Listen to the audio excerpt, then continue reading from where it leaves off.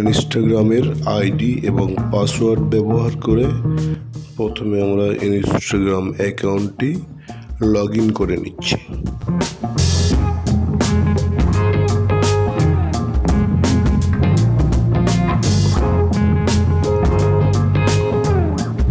Log in করে নেওয়ার পর এখানে আমরা নট নাও ক্লিক করলাম।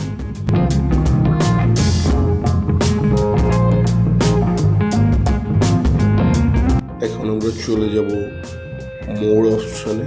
মোর অপশন থেকে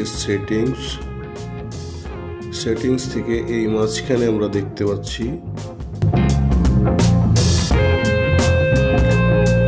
পাসওয়ার্ড এন্ড সিকিউরিটি।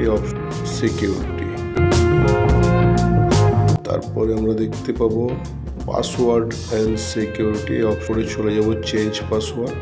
তারপরে আমরা লোগো এই অপশনটিতে ক্লিক করব।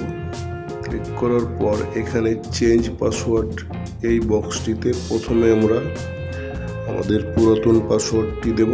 তারপরে এখানে একটি নতুন স্ট্রং পাসওয়ার্ড, তারপর এখানে আবার নতুন স্ট্রং পাসওয়ার্ডটি দিয়ে দেব। তারপর চেঞ্জ পাসওয়ার্ড এই অপশনটিতে ক্লিক করব।